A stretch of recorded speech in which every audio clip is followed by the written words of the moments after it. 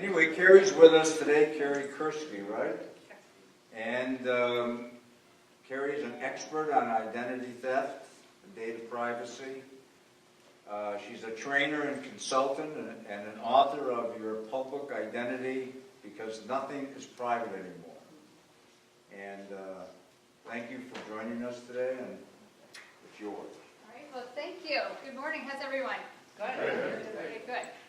The way I like to do this, because I know you all came because you have questions that you want answers to. So I'll just do some overviews, hit on a couple of areas that are new and important, and then we'll open it up for questions, and I'll try to get to as many as I can.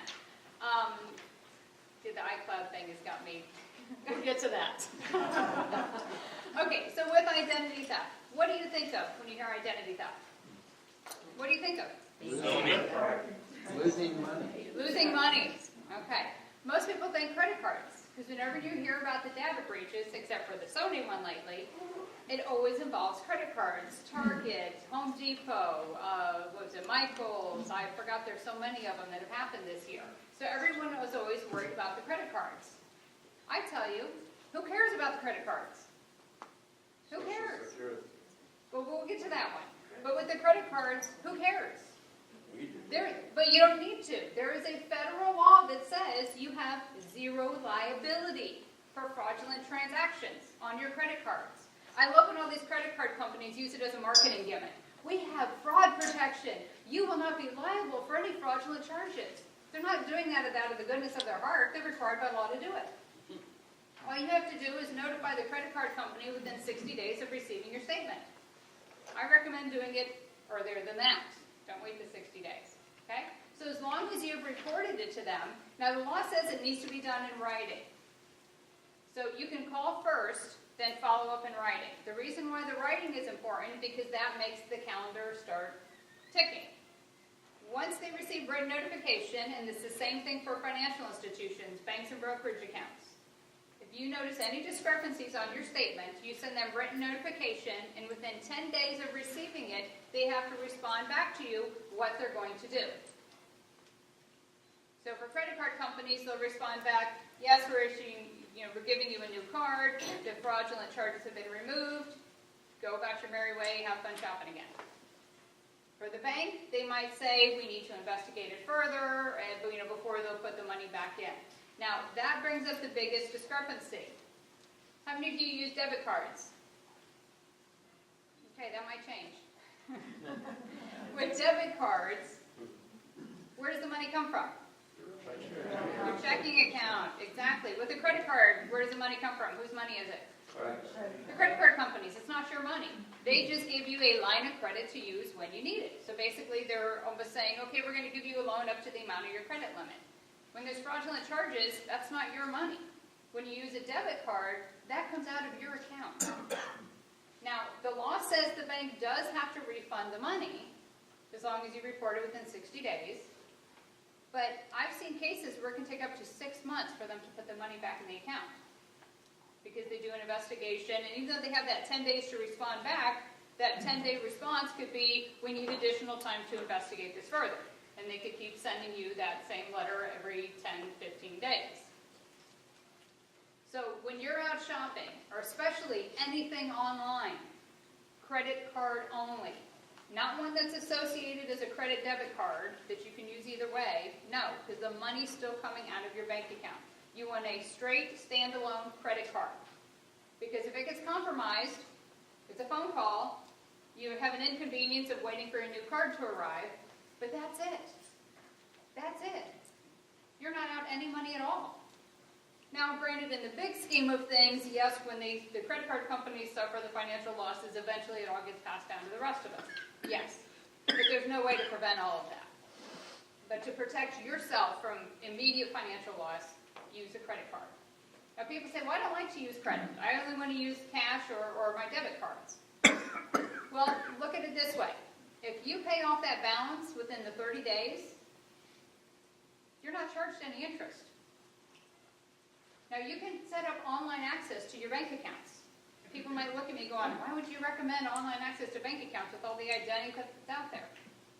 If you don't have online access to your bank accounts or credit cards, you're putting yourself at a greater risk of becoming a victim. I know that sounds crazy. I had a client who had $250,000 taken out of his bank account. All because he didn't set up online banking. He refused to have access to his online accounts because he thought somebody would be able to hack it and steal his money. That allowed a criminal who bought his name, address, date of birth, and social on the deep web, the dark web, which we'll get to. They called up the private wealth management section of this financial institution, pretended to be him, and said, I'd like to set up online access. They granted it to him. He created the username and password, got in. Then he linked it to a prepaid credit card and started siphoning all the money out of the bank account. That easy. That easy. So when it comes to technology, the first one to the gate wins. You want to be the first one to set up an online bank account. A Naples Daily News reporter here, probably about 2-3 years ago, someone had used her identity, and they were out, I think it was in Texas, and they went to, let's say, Bank of America. Okay, I'm just using that as an example. And they went to open a bank account using the reporter's identity. And the bank said, oh, well, do you want us to link this with your other accounts you have? Well, yeah, of course I would. Oh, and you know what? I forgot my username and password. Can you reset my online account? Sure. Now the identity thief had complete access to everything. The reporter did get an email message saying, we've sent you the reset for your online account. If you didn't do this, please notify us. She thought it was an error and ignored it. By the time she figured it out, her checking and savings accounts were completely wiped out. So you need to pay attention to some of these things, okay? The other thing with getting into online, and this is one we talked a little bit about in the beginning here with Social Security. There's a new program that the Social Security Administration rolled out this year called My SSA, or My Social Security. Remember when you used to get the paper statement every year of your benefits, and it would say, if you retire at this age, this is what you're expected to get, or if you already are receiving benefits, you have your summary? They're not mailing those. They're now going to start doing it online for convenience. I love that word, convenience. So they're going to start setting up these online accounts. How many of you have ever heard of this program? Okay, good. More people are starting to. The word's getting around. Most of the time, not a single person has heard of it. If you don't know of it, well, how do you know to set it up? Well, the criminals are taking advantage of it. They're going to the dark web, they're buying identities, and they're contacting Social Security. They're going to the website, entering in all the information, and creating your Social Security account. Now, what can they do with that account? They can apply for benefits. They can change the deposit account for the benefits. They can do whatever they want because they have control of the account. Now, some people might say, but they have an agreement with Experian for ID verification. Well, that's true. But let's look at how effective that is. The questions they're going to ask for your ID verification are based on what's on your Experian credit report. Well, what's on a credit report? Mortgage information, car loans, an address.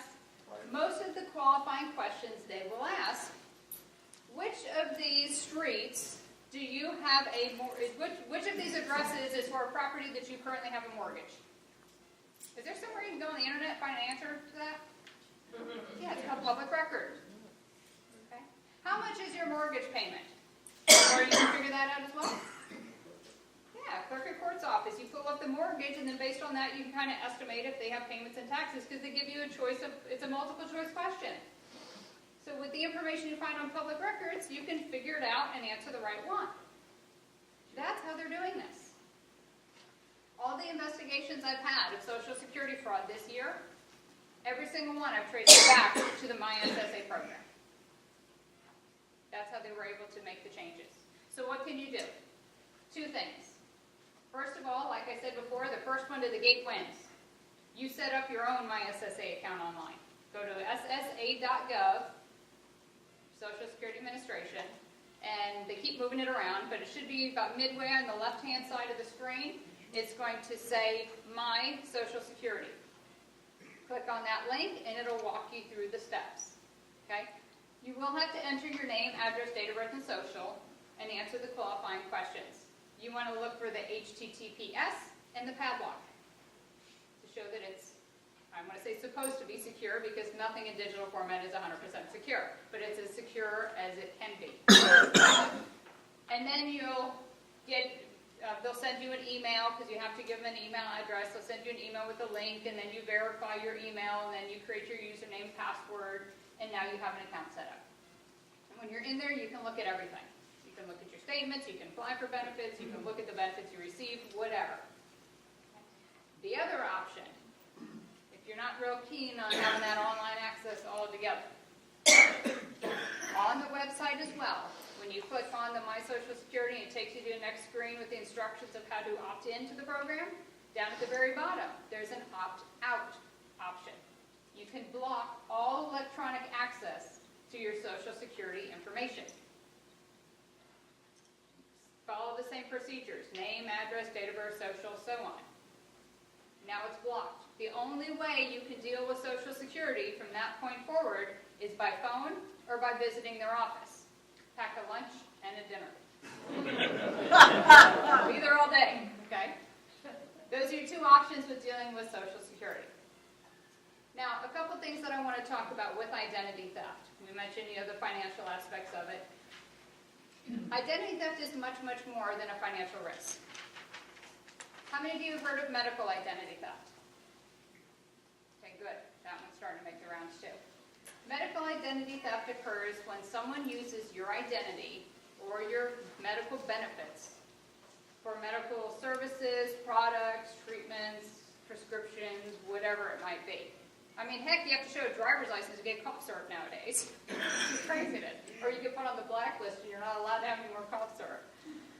Especially with a house with kids in it, we've been on that blacklist a couple times. But anyways, with the medical identity theft, this is a serious one to consider. If I go to the doctor and say that I'm you, if the doctor orders any tests, blood tests, MRIs, CAT scans, x-rays, whatever, where are those results going? Medicare. In your permanent medical record. When a doctor makes a diagnosis, they just look at the symptoms you have that very day, or do they look at the file to get an overview? They're going to look at overview. Yeah, because they want to know, because sometimes, depending on what it is, some things don't instantly cause symptoms. It could be slowly progressing over a few years or a few months, and they want to look at everything.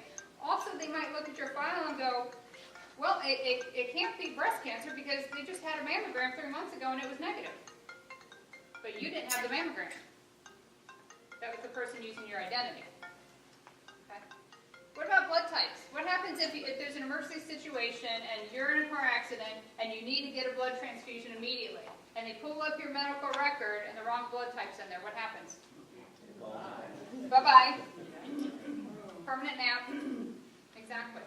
What about prescriptions? Any complications with prescription interactions? Oh, yeah. Oh, yeah. Quick little story, and you can Google this because people think I'm making it up. It's absolutely insane, but you can Google it. Her name's Lynn Weaver, about 2005. She's out of the Space Coast of Florida. She got a bill from the hospital, small little town, one hospital, saying that a bill for having her foot amputated. She has 2 feet.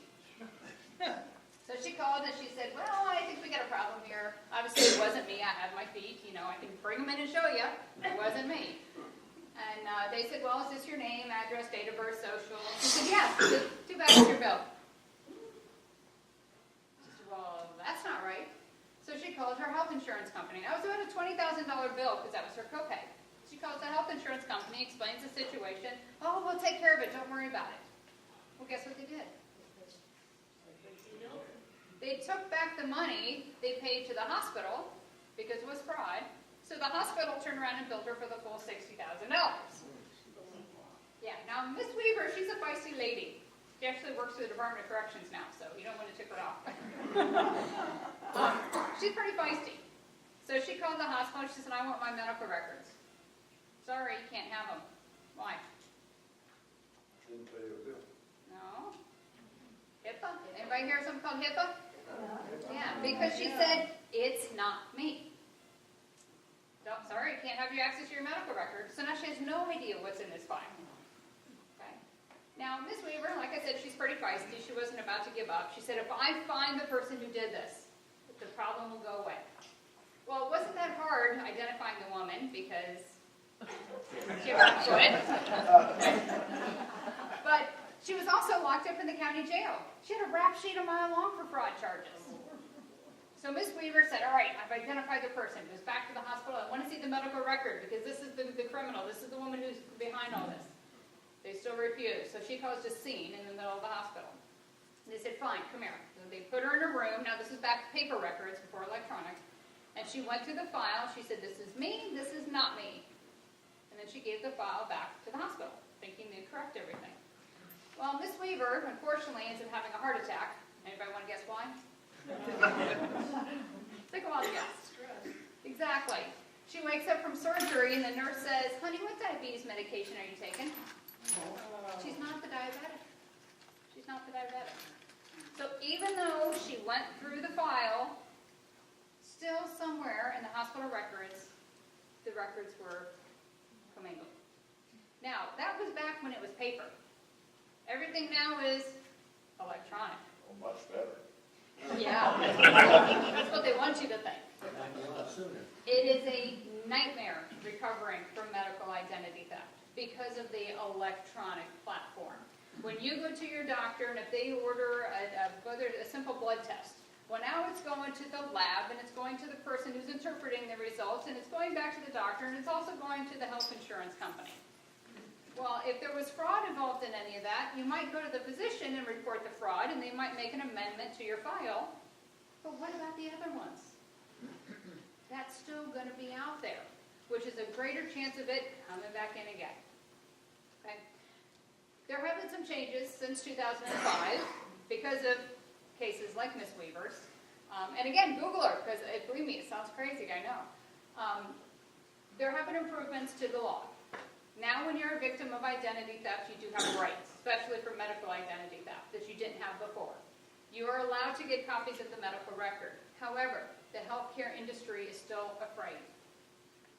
Because now with the HITECH Act and the Omnibus part of HIPAA, they can face criminal charges for giving the wrong person the wrong information. So the healthcare providers err on the side of caution and say, I'm not giving it to anybody. So they're kind of scared. They don't quite know how to handle all this because all the technology's been dumped on their lap and they're still trying to figure out how to use it. And now they've got this whole other issue coming in. So they're kind of nervous about what to do with it. So here's what I recommend. First of all, you look at your explanation of benefits. That's the wonderful statement you get saying this is the medical appointment you had and this is what we paid for and this is how much you're responsible for. Okay? Now, I know they tell me you go to the doctor, you're in there for 10 minutes, and there's this many charges billed. Well, how do you know what the heck that is? That's a whole other discussion for another day, and I don't give that one.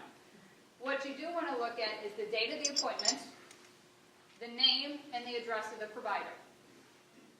If you don't recognize those, or if it was on a date you know you did not see anybody or have any labs or anything done, you need to pick up the phone. Call the insurance company first and ask them. They will dig into it deeper. It might be maybe the date was off because you had a lab work done, but the lab didn't actually analyze it until the next day, so that was off by that. Or maybe you went to your doctor, but they outsourced it to somebody else, and that's why you're not recognizing it. Okay? So don't panic when you see that. Just call first and ask them to dig deeper. They'll get back to you. Of course they'll get back to you because they don't want to be paying out money for fraud. So they'll get back to you and they'll let you know. If it is identity theft, call the healthcare provider listed, because usually a phone number is associated with it. If not, ask the insurance company for it. Do not, now this is a gray area, but I would do this with all of my clients because it's the only thing I found that works. Do not tell them you're a victim of identity theft. You're going to call and ask for the medical record. Because if you say I'm a victim of identity theft, they may or may not ever give you that record. And you need to know what's in it, because that might rear its ugly head at any point in time down the road. So you need to know what you're dealing with. You will have to pay for it. Some of them charge $1 a page, $2, whatever, because now it's an electronic form. They outsource all of the print-offs for the medical records. So you have to pay for it, but it's well worth paying it as opposed to second-guessing and never knowing. Okay?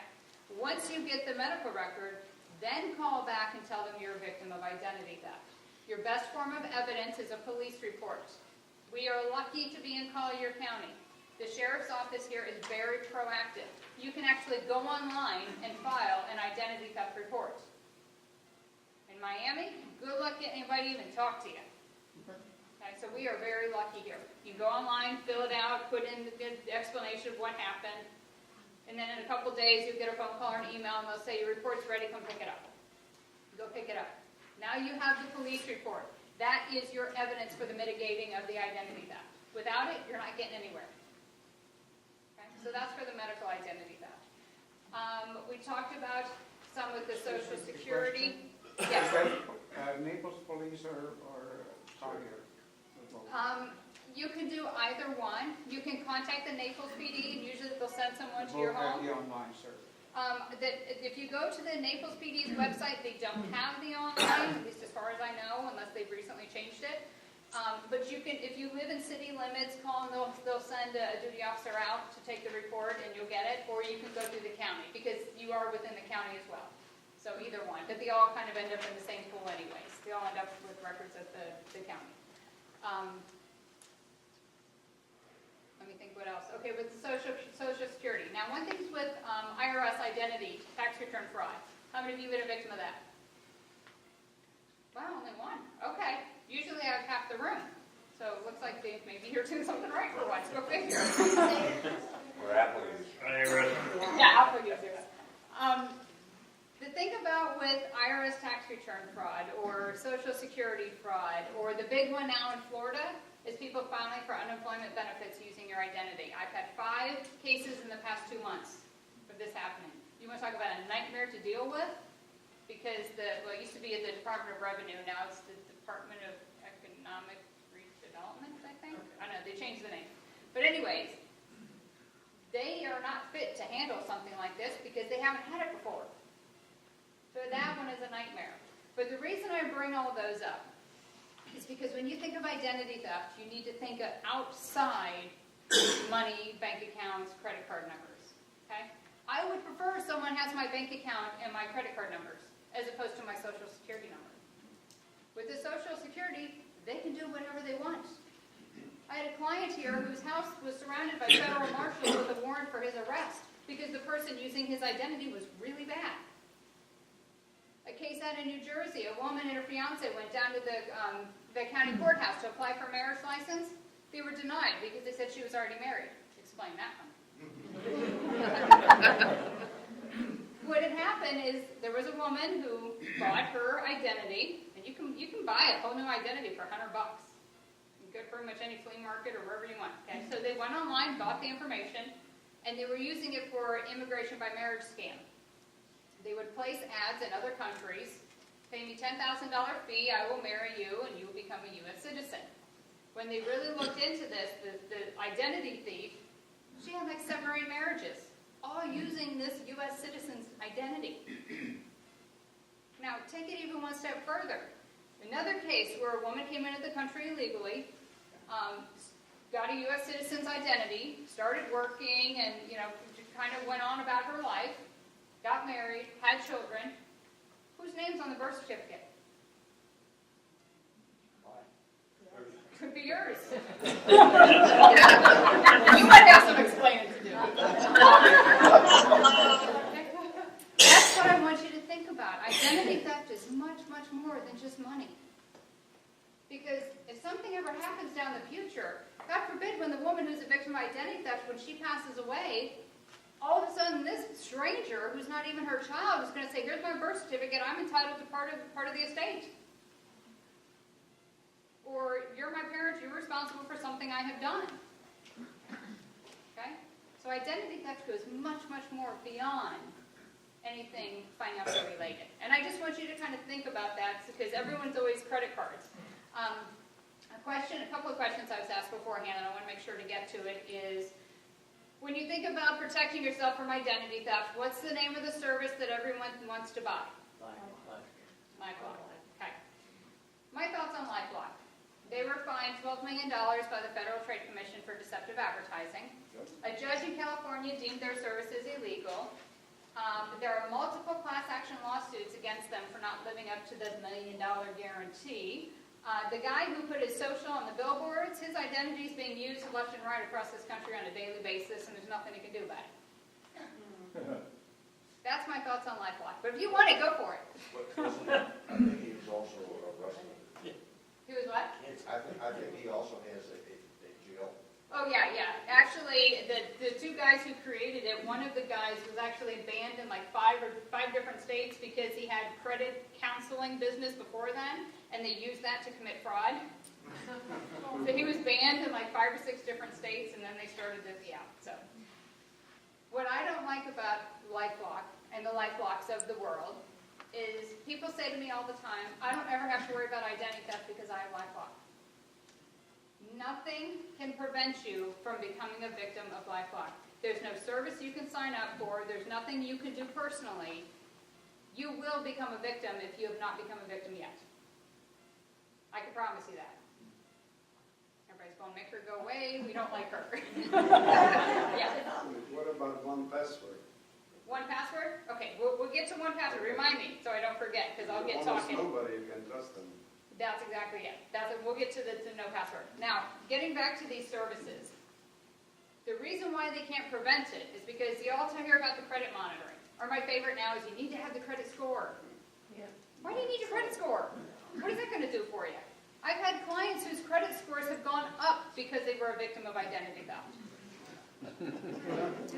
I know, it sounds crazy. I've had clients who people filed for bankruptcy in their name. Believe me, I've seen some weird stuff happen where I'm like, okay, whatever.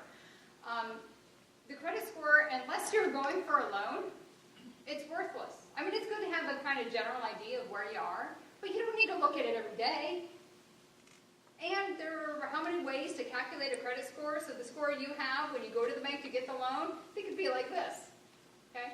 So forget the credit score. If you get it, it's an extra bells and whistles. Just don't pay any money for it, okay? Looking at your credit report. Yes, you need to look at your credit report. You don't have to pay a service to do it. You are entitled by federal law to get one free credit report from every bureau within 12 months. Experian, Equifax, TransUnion. The best and easiest way to do it, annualcreditreport.com. Annualcreditreport.com. And if there's anything I'm covering today that you don't get, send me an email and I'll be happy to send it to you. They are the only one endorsed by the Federal Trade Commission, and if you go to one of the credit bureau's websites to get your report online, they're going to send you to annualcreditreport.com, because that's the third party that they use for doing that. You can look at all three at the same time, or you can stagger it out, one every 4 months. Now, the only problem with the one every 4 months, if you have not looked at your credit report in the last 5 years, get all three immediately. Okay? Because not every creditor reports to all three bureaus. You could have completely different information on each credit bureau.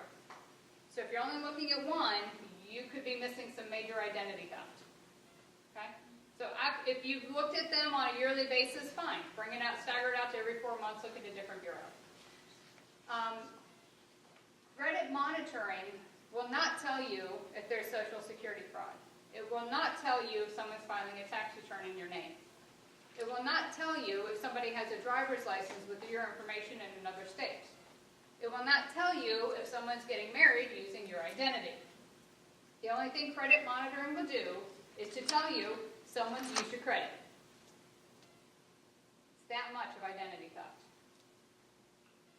Okay? I'm not saying it's not bad. You need to have it because that's something you need to do. There's another thing you can do. Lock down your credit report so nobody can see it.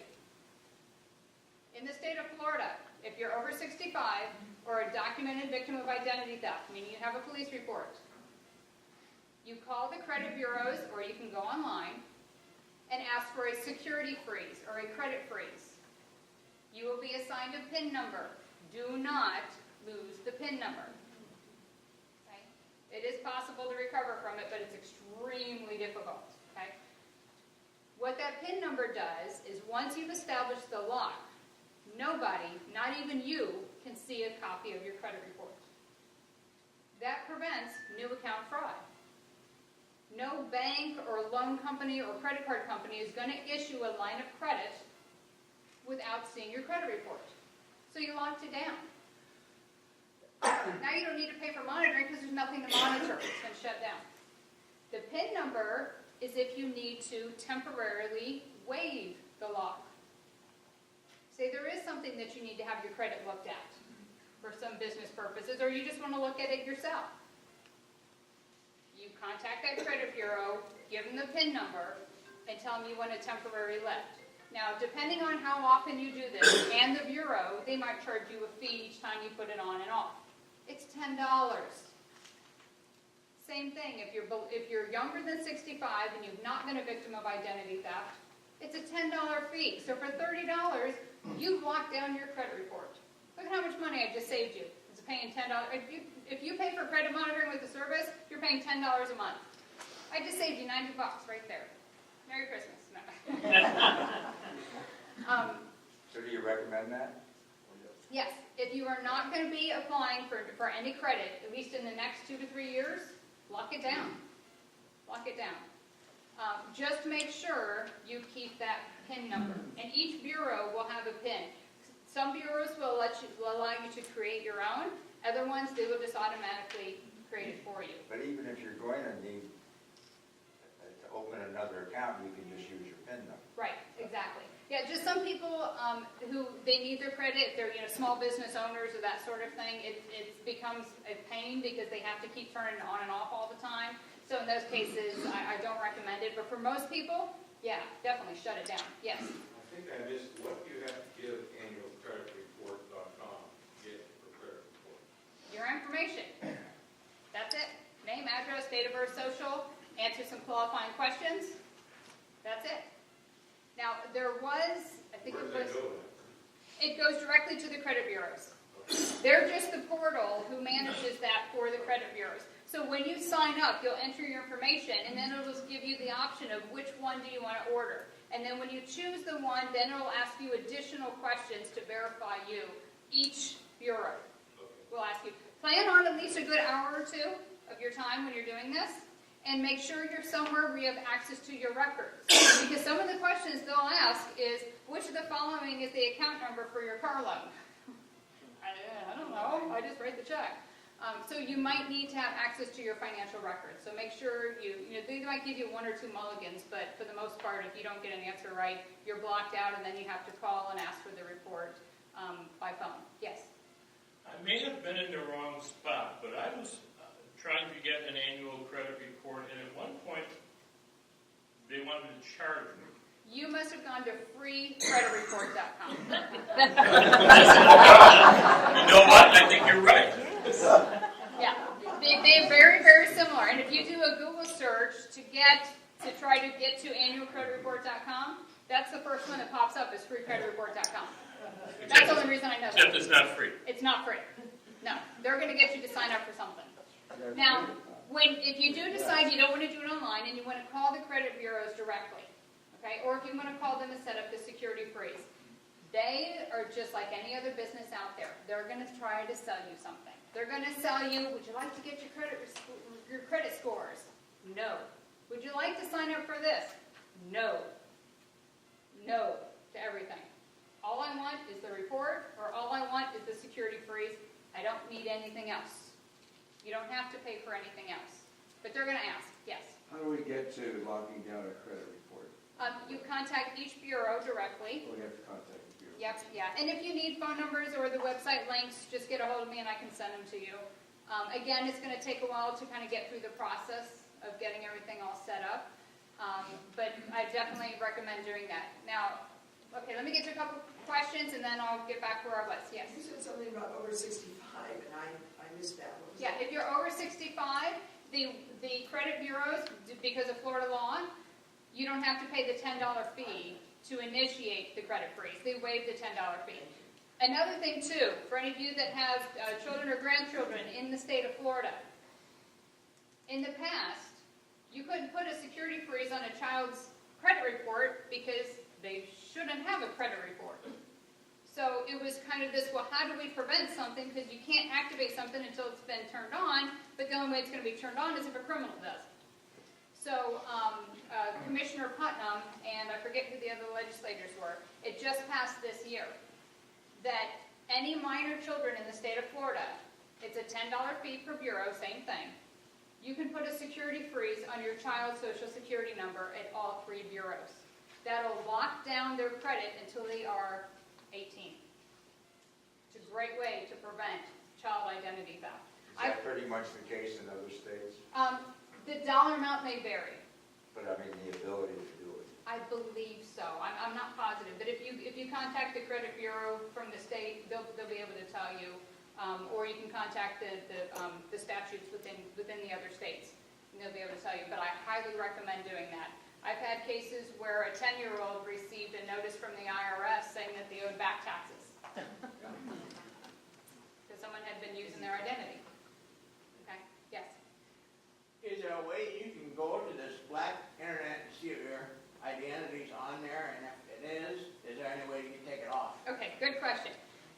Can you go to the dark web, the deep web, or all the different names they have for it to see if your information's out there? No. No. When you do a Google search, you're searching this much. I think now it's actually been estimated somewhere between 15 or 20% of the internet is actually indexed by Google and the normal search engines. Everything else is called the deep web, the dark web. Okay? Now, not all the deep web, the dark web is bad. There are some legitimate things out there. Like if you use Tor for web browsing, that's considered looking at part of the deep web.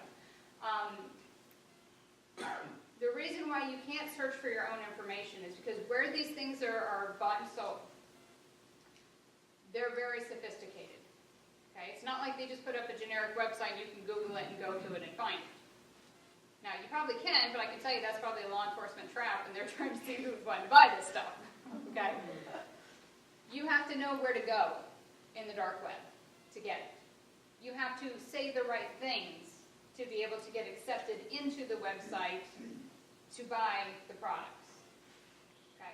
So not an average person can just go and do it. Now, an average person can do it. You really want to be scared, as if I haven't done it enough. Do a Google search for a novelty ID.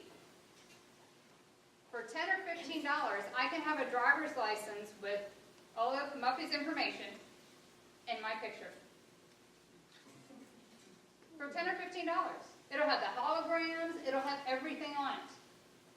They even have sites that will rate which is the best fake ID. Which has the best hologram, they rate this stuff. Okay, so this is what we're looking at. Now, that brings me back to the LifeLocks of the world. They all say, well, we'll monitor the dark web to see if your financial information is being sold. I can pretty much tell you it already is. Think about all the data breaches we've had just this year. Just this year. There's a site called the Identity Theft Resource Center. I think it's itrc.org. I'm not positive on that, but Google Identity Theft Resource Center. They keep statistics from all the reported data breaches. I think since they started doing it, since 2005, I believe was the first year, over 600 million records have been exposed. The odds are pretty high. Yours is one of them. Mine is exposed 3 times. Went through Physicians Regional. The first time was back in 2008 from Children's Hospital up in Tampa. My son had a concussion. We had a med flight him. He was fine. Really expensive helicopter ride. He's like, oh, it was fun. Do it again. No. No. But they had a breach. So now my information, my husband, and my son is floating around on the black market. Right now, somebody can be using my social. There's nothing I can do about it. There's nothing I can do to stop it. We've moved beyond the days of preventing identity theft. It's impossible. You can't. Nothing in digital format can be protected 100%. It's too easy. Okay? It's too easy for them to get access to it. You need to have the mindset of, my information's already out there. So how do I detect it? And once it happens, how do I fix it? That's what we're dealing with now. The detecting is monitoring. Monitor your bank statements, monitor your credit card statements, monitor your social security account, monitor your credit reports, monitor all your stuff. Okay? If you get a phone call from a collection agency or a letter in the mail for something, But thank you for buying your Mercedes and you drive a Toyota. It's a red flag. Okay? Pay attention to this. No longer can we assume human error. You've got to do the digging and checking and investigating to find out if it really is a problem or not. And then once you do find out it's a problem, you got to take the proper steps to mitigate it. For me to go into all the steps today, we'd be here well into the next year. But if you have any questions, if you get something in the mail, if you get a phone call, and we'll talk about phishing emails real quick and see how much time, because I could talk forever. What do we technically have until? Yeah, please. Yeah. Okay, good. Okay, I have cards with me. I'll make sure to put them out on the table. I forgot to before I got here. Please give me a call. Give me a call, even if it's just a quick question of, hey, I got this weird phone call today, or I got this email, or somebody sent me this letter, or what do you think about this? Give me a call. I don't charge for that stuff. Call me. I'd rather you take 5 minutes calling me now as opposed to doing it, finding there's a problem, and then having to call me afterwards. Okay? So that's what bless you. So give me a call. I mean, I get calls from people all the time, and I'm happy to help, because I'd rather save you the time, money, and expense and aggravation by answering a 5-minute phone call as opposed to the other side. Did you have a question? Yeah, I don't know if it's just me. Is there one of the 3 credit bureaus that it's not possible to get your reporting online? There's one of them I've tried different browsers, different computers, and there's many complaints against them if you Google it. But Yeah, there's one of them that it says, oh, well, you have to fill this out and mail it in. Yeah, I think that's TransUnion, because I've had some clients who, when we've sat together to get it, sometimes that will happen. I don't think it's a matter, well, I know for a while they were upgrading their system, which caused you to get that error message. When you do get that, it'll tell you to print this thing out or mail something in. Absolutely not. Because think of all the hands that piece of mail is going to go through with all of your information on it. They also will give you a phone number for the credit bureau. So you call and say, hey, look, I tried to order my credit report. They're going to ask you the basic qualifying information, and then they'll put it in the mail to you. Usually, when they mail it to you, they're going to truncate the social. So it might be just like the last 4 digits or something. So that way it's not your full social in the mail. That's what they're supposed to do. Yes? What about karma.com that advertises so much? CreditKarma.com is a scam for them to get your information so they can sell it to credit companies. Yeah, nothing is free, folks. Nothing is free. Yes? I have a very different problem. I looked up my account with the bank, and there's $4,200 that somebody did for something, they deposited, and so instead of stealing, they gave me money. Oh, we're going shopping. No. I know. I went to the bank, and they didn't know. I'm supposed to call Cincinnati or whatever. Okay. It starts with an AES and a whole bunch of numbers behind it. Okay. Yeah, definitely call if you tried to go to the local one and they couldn't help and they told you to call their main one, the 800 number. Go ahead and do that and call them. It could be that it was a human error, that when they went to type in the account number, they transposed 2 numbers, so it went into yours as opposed to the right person. Right. Or it could be a way for an identity thief to test the validity of that account number. Right. They make the deposit, and then eventually they'll make the withdrawal, and then they'll make more withdrawals. So definitely don't ignore that one. Follow up with them and find out. And if anything else happens in that account, you can close that and open a new one. Okay. Okay? Yes? Chase Bank seems to have some sort of system that you automatically are part of as soon as you have a bank report or you have a checking account. Right.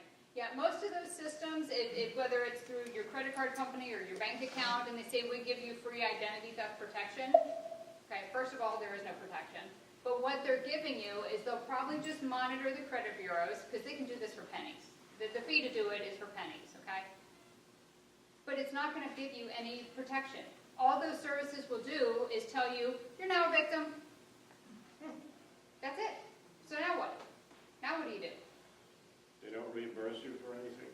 Well, they're required by federal law to reimburse you. So they're not giving you any fancy service. They're required by the law to do that.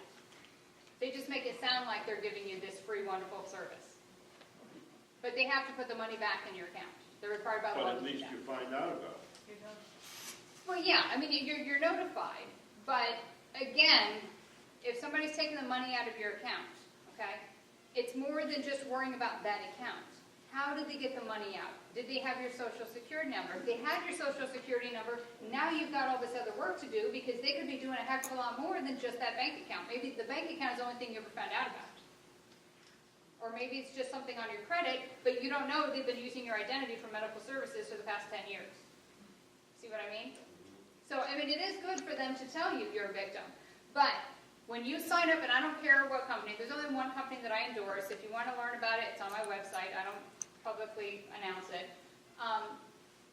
If you do want one of these services or one of these companies, there was an 86-year-old woman at one of the forums that we had with the Color County Identity Task Force, and she comes up to me afterwards and she goes, I have all these services, and you know, her husband had passed away earlier in the year, so she's now having to deal with all this stuff. She's never had to deal with the finances her entire life. She was completely overwhelmed. She's like, can you come out and help me? I don't know if I'm covered or not. She was paying over $100 a month for 5 different services for identity theft protection. Not a single one of them offered restoration services. All they were credit monitoring. And if she became a victim, she called an 800 number, and they would send you a do-it-yourself repair kit. Same one you can get off the Federal Trade Commission's website for free. $100 a month she was paying for all these services. But she thought from all the marketing materials, she had 100% coverage. She didn't. She didn't. When you go to pay, it's like buying car insurance, thinking that, well, if I buy this, I'm never going to have a car accident. It's going to put an invisible shield around my car. It's the same thing. You buy car insurance, so when you do get into an accident, they make the problem go away. They fix it. When you look at one of these services, and I'll get to you, the only question you need to ask, what do you do for me when I become a victim? Who cares about the monitoring? That's the bells and whistles. That's like having the towing package on your car insurance. It's nice to have, okay? And the monitoring is good. It will alert you, but there are other things that you can do for the alert as well, okay? But what will you do for me when I become a victim? That's what you're paying for. The average victim spends 200 to 300 hours, not to mention money, trying to recover from identity theft. I have a client who's been my client for 6 years. Because every couple of months or a couple of years, they're back at it again using her identity. And we have to dig the file is now huge. We have to dig it back out and start the process again. You want someone who's going to be there to do the heavy lifting. It is not easy, especially now if you get the Florida Department of Revenue or whatever, the unemployment one. I have one that I've been working on for 3 months trying to get that resolved. And that's me working on it. I know what the rights are, and I know what the laws are, and I know what they're supposed to do. And it still has taken me that long. So what do you do for me when I become a victim? The only question you need to ask. If they say you'll have to sign a limited power of attorney, good. That's what you want.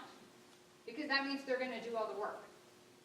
If you don't have to sign one, you're doing all the heavy lifting. They'll just send you a sheet of, here you go, here's steps 1 through 100, go do it. You want them to do the work, yes. Quickly, had a piece of antique furniture. Put it on Angie's list. Within 5 minutes, email, wants to buy it. It was a $500 I was asking for. He was going to send me $2,500, a check. So I would wrap it and ship it to him in Seattle.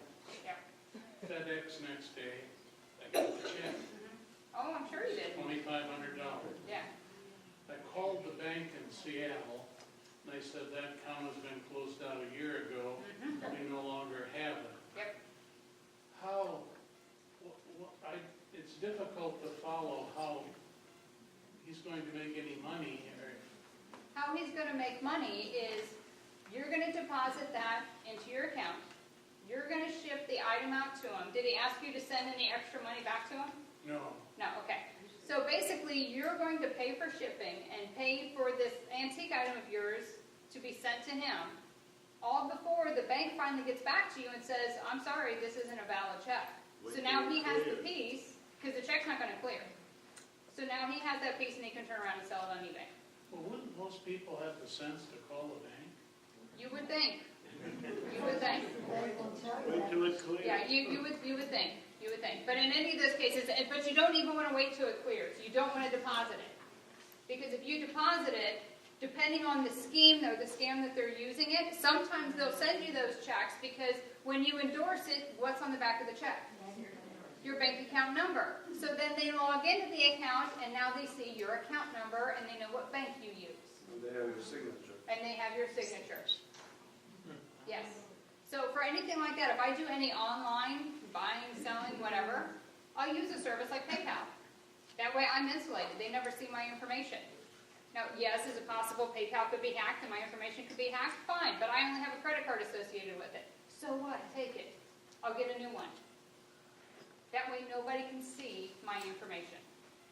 But yeah, you got to be careful of that. My father-in-law got one of those. He's like, oh, you look, I got this one. I'm like, no, it's not your money. It's a scam. Don't do it. And it turned out that there was a university up north that one of their employees stole checks like a year or two prior, and because they had a big scam that they were running, and it looked like it was a check from the university. Now, the red flag should have been he never had any association with the university. I'm like, why would they just send you $10,000?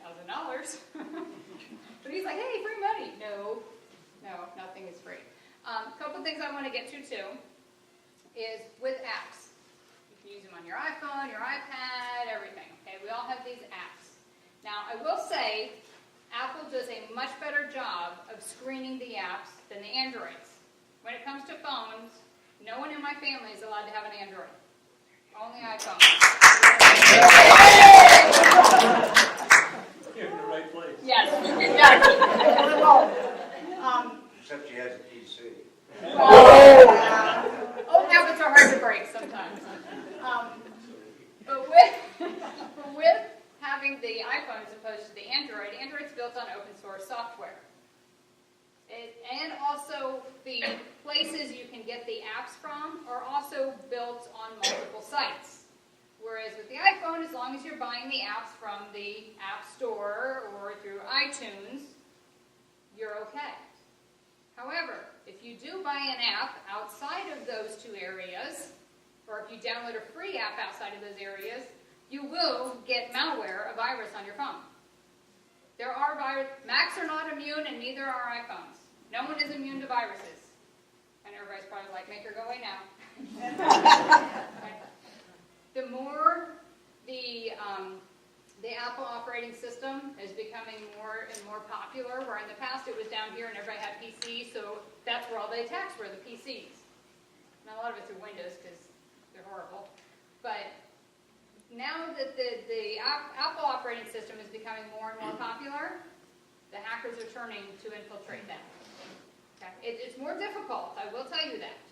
They have a lot more layers and a lot more things they have to do because the Macs and the iPhones built in more security than the other ones, but you're not 100% immune. So bottom line, if you buy any apps, you want it from the App Store. The Apple App Store on your phone where you click on App Store or the iTunes, that's it. Don't go to a website and say, oh, they got an Apple app, I'm going to download it. No, you go back to the App Store, you Google, or you search that name, and if it's not in there, don't download it.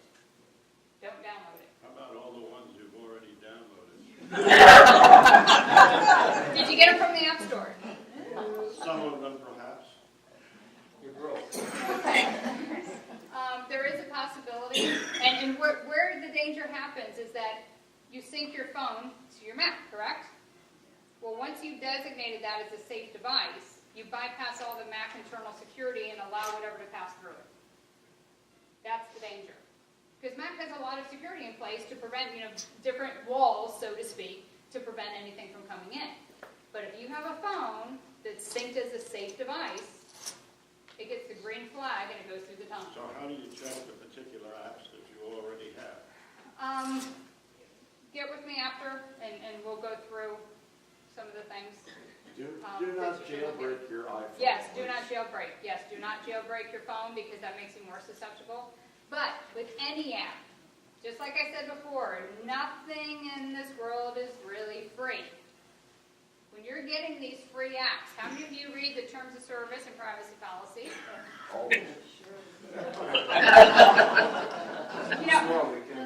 I asked the same question to a room full of attorneys, and they're like, they're too complicated. I'm like, then why do you write them that way? It's your fault, you know. You have got to look at them. I know it's like this, okay, but you want to look at the permissions. That is the main area, the permissions. You can also set up on the phones that it'll ask you what permissions you're going to grant to that app.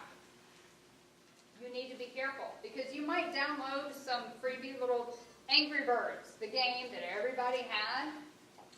It was free. You know how they made money? They sold your information. When you signed up for Angry Birds in the terms of service, you were allowing them to have access to everything and anything on your phone.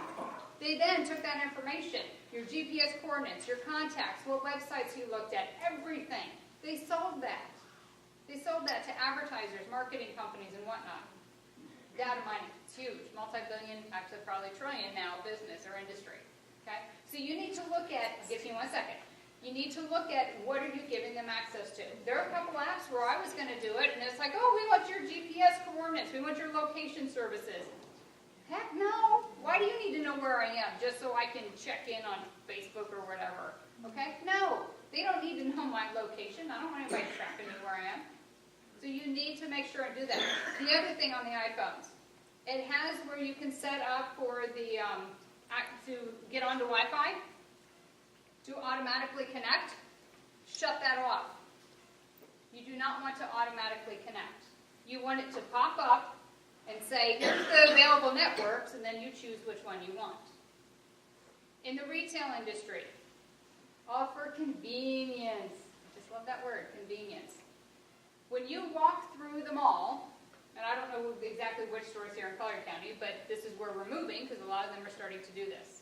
When you walk by a store, if you have the automatically connect to Wi-Fi turned off, have your phone out as you walk through the mall. And as you walk by a store, you're going to see, whoop, here's a Wi-Fi, whoop, here's a Wi-Fi. These stores are giving you free Wi-Fi. Because once you go in there, they're now following where you're going in your store. How long you stay in there. And if you go to the register to make a purchase or not. And it also can get your ID number for your phone, so eventually they can go back to data mining and put 2 and 2 together and know who you are. I don't want that. So that's why I do not have the automatic connect to the Wi-Fi, because I have to initiate it. They can't just get onto my phone. Now, some people say I sound paranoid, but hey, in this day and age, you kind of have to be. Yes, let me get to your question over here. When you give somebody a check, they have your account number. Right. Yeah, and that's why I say you can't prevent identity theft from happening. When you're paying your bills, you can either pay them online. There's a risk of it being infiltrated between point A and point B. But if you put the check in your mailbox, there's a chance somebody can steal it out of your mailbox or anywhere between point A and point B. There's risks either way. Nothing in this world anymore is 100% safe. Nothing is. Let me get you, then I'll get back to you. How about the security of Apple Pay?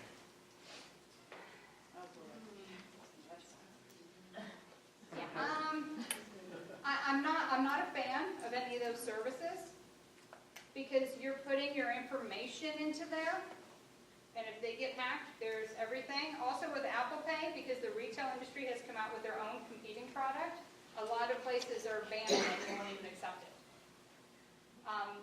For me, it's too new. It's too new. I'm not willing to be a guinea pig when it comes to something like that involving all of my financial information. So I don't use it. I'd rather just pay with good old cash.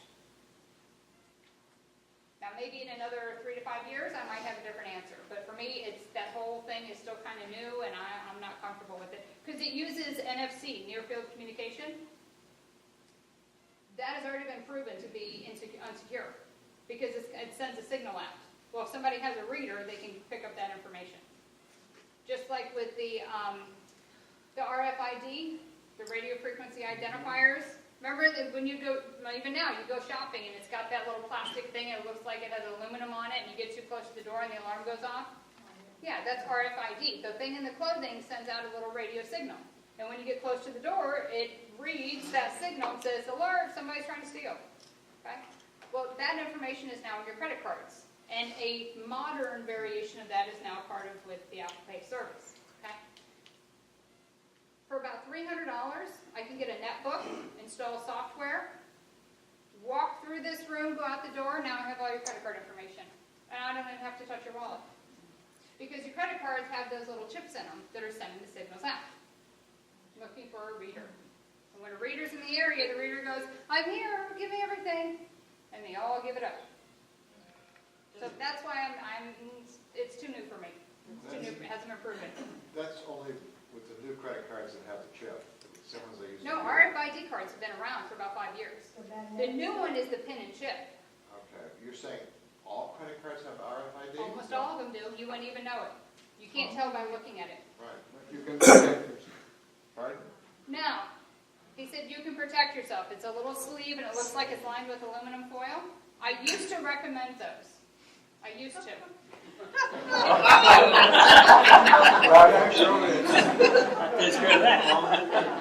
They are effective at blocking, but here's the problem. A lot of those products are now coming out of China, and they're using counterfeit materials that don't do a darn thing. And when you're looking at it, you can't tell which is the actual materials that will block the signal or which is the counterfeit that's just been spray painted with silver paint. You can't tell by looking at them. Now, if you really want to do it, wrap it in aluminum foil. If it's kitchen grade, wrap it twice, does the same thing, blocks the signal. And then I joke now you have a wallet to match the hat. But yes? I have a perfect example of Apple Pay. Yesterday I was in San Diego. I was filling up a rental car with gas. I used my Amex card, and I didn't take the receipt. And I had a charge for $5.43.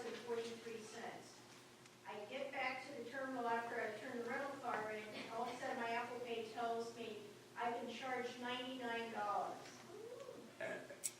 Is there going to be a problem when I call Amex today now that it is posted because I don't have the receipt? No, just go ahead and call Amex and explain, and they'll be able to look into it. And do the That's research on it. that's not, I've had that happen to me. They're testing to see if it goes through. Yeah. That'll be reversed. Yeah. Well, no, it's on the statement already. Yeah, just call Amex and dispute it, say it's a fraudulent charge, Yes. and they'll remove it. When you call them, if it sounds like there's any hesitation, if they don't say we'll take it off immediately, and you can go online and see that it's been taken off, Yeah. then just write up a letter and send it. Just ask them, what address do I mail this to? Because again, the law says time starts ticking from written notification, not verbal. Yeah. So it's But always... they've been real good about it. Yeah, usually Amex is very good. The other thing with Amex too, and with the credit card companies, I know I didn't get to this earlier, I forgot to. People ask me about online banking, online bill pay all the time, okay? Here's what I recommend. Yes, set up access to your online accounts. We already covered that. The reason I like it is because now most of the banks, financial institutions, credit cards, brokerage, whatever, they have alerts that you can use.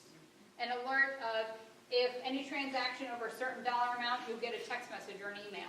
If your balance drops below a certain amount, you get a text message or an email. You can use all different types of alerts, okay? The one that American Express has that I love is the card not present. So if somebody tries to use an account online where they don't actually physically swipe the card, I get an alert message. And even if I'm buying online with my American Express card, I mean, by the time I hit submit, my phone's dinging. That's how quick it is. So take advantage of those. Now the online bill pay, where you log into your bank account and say, on the 15th, pay this, on the 20th, pay this, that I do not recommend. Here's why. They outsource that service to a third party. The banks don't manage it directly. Most of them don't. Okay? And how I found that out is a few years, one of these online bill paying back-end services was hacked. So all those banks had to send, it was all the major banks. And that's how I found out that they use the service, because you can't tell when you log in. Okay? The reason I don't like it is because you're going to your bank to initiate the payment. It goes from the bank to the third party, then the third party to the payee. Every single connection is a vulnerability. I would rather one-to-one. I need to pay American Express, I log into American Express. Granted, I'm giving them my bank account information, but I can go, as soon as I pay the bill, then I can log into my bank account and show it's been paid. It's done. You can track it. It's a one-to-one. Yes, there's still a risk, but you have a risk as well as if you put your payment in the mail with a red flag up telling criminals come and get me. Yeah. What do you think of auto pay in reverse? Auto pay is fine. If you go to FP&L and set up where at a certain time of the month they're taking that out of your bank account, that's fine. Because again, it's a one-to-one transaction. Just make sure you monitor your statements and everything's being done properly. Yes? Isn't it worse if you're like having Comcast, FD&L, all these companies being able to auto, take out rather than, I have a system through Summit Credit Union, and maybe it's a third pay, I don't know for sure. But you set it up and you can set anybody up with a bill, and you're saying that's not safe? No, because they outsource it to a third party, so now you have 3 connections involved as opposed to the one-to-one. Yeah. Well, that's what people tell me. I've been using it for years.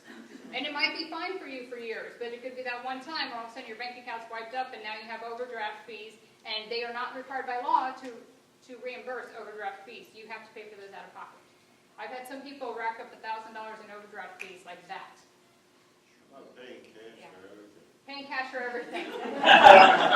That'll help with the financial part, but it still will do nothing to protect your Social Security number. Think about, in your lifetimes, how many businesses, schools, doctor's offices, whatever, have you had to give your Social Security number to? That's all the areas of risk you have of your information now being on the black market. That's what we're looking at, yes. I had a medical fraud. I checked my benefits that were coming in, and I saw someone had surgery in Boston when I was in Florida. So I informed my insurance company saying this was not me. I was right here at that date. Right. Then I called the doctor's office. I probably used this doctor about 10 years ago. And I told the doctor, explained the whole thing. They said, that was you. And my insurance company paid that bill. Yeah, in order to dispute it, you have to have a police report, and sometimes an identity theft affidavit, which you can download for free from the Federal Trade Commission's website. That's the only way you can, and then you have to send a written letter telling them, here's a copy, you have to do we have to do all the work. I thought I had done my job. I informed both parties. Unfortunately, that's not enough nowadays. Yeah, it involves a lot more than that, yes. How about, we have Wells Fargo and Schwab, and with the cards that we have from them, they will not issue a access card. It has to be a Credit debit card. debit card too.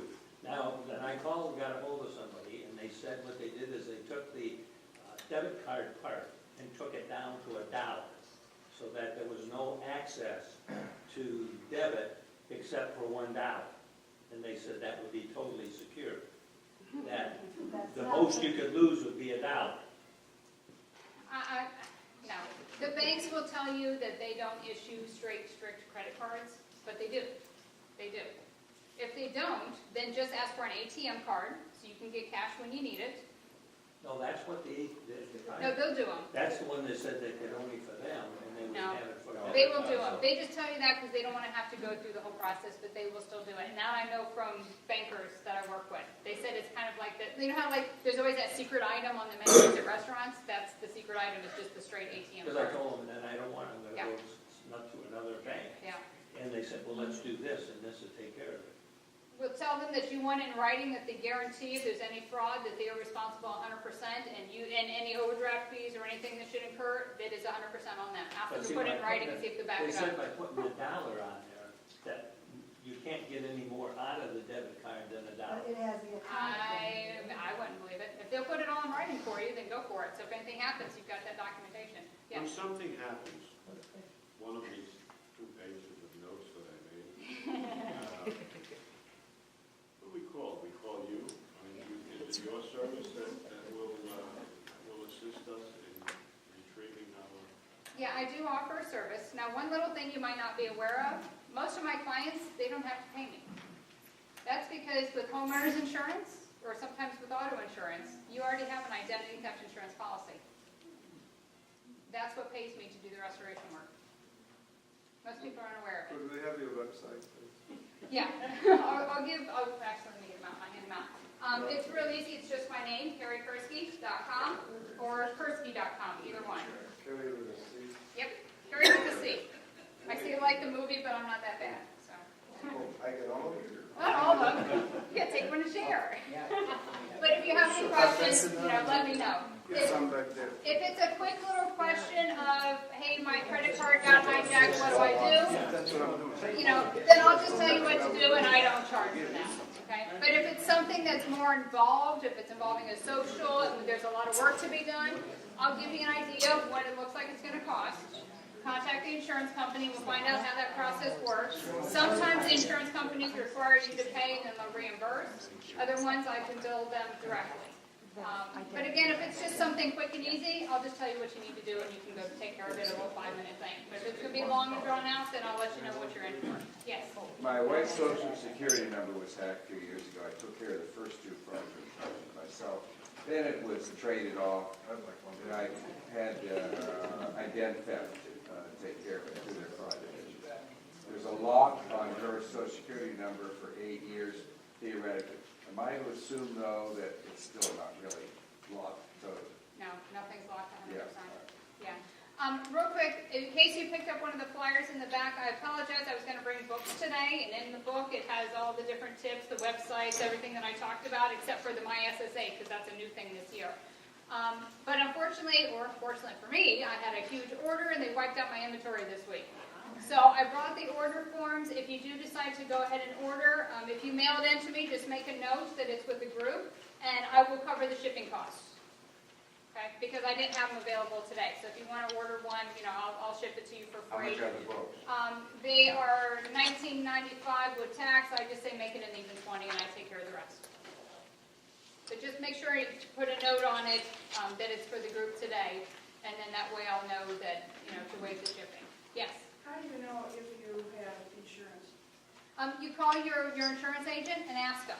Just, If you have, yeah, if you have identity theft insurance. If not, you can get usually a $25,000 policy for about $24, $25 a year.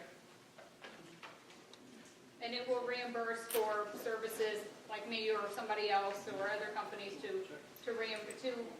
do all the work. To help you It's either recover. on homeowners or, I've seen it attached to a homeowner's, like a rider, or in the car insurance. I've seen it in various places, but just call your agent and ask them. And just tell them you want to copy the declaration page, which is like the policy outline, and it'll say what's covered, what's not covered, you know, any limits, all that kind of stuff. That way, at least you know you have it.